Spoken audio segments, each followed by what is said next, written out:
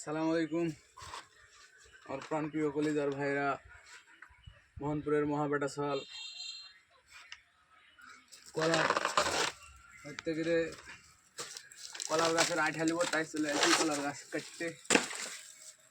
রোজার দিন মাছ মাংস খেতে ভালো লাগতো না, সেই কারণে সব জিনিসের দাম বেশি, তরকারি মরকারির এখানে কলার আঠা নিতে চলে আসছি।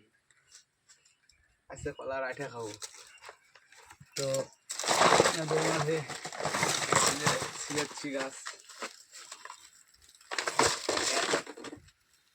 বিনা পয়সা বাইর হবে, আর এখানে তরকারি একটা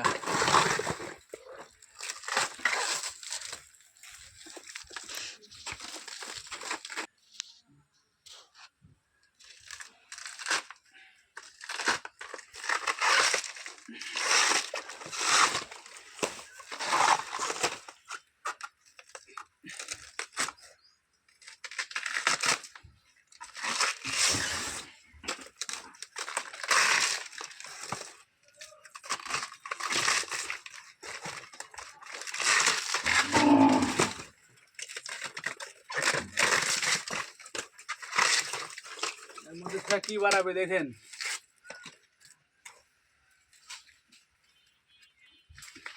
বিনা পয়সা তরকারি,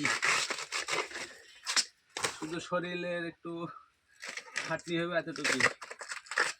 এই যে বাড়া গেছে বিনা পয়সার তরকারি কলার আঠে, অনেক সুন্দর খাইতে। এটা খরচা মাছ দেয়া একে পুরপুরি করলে।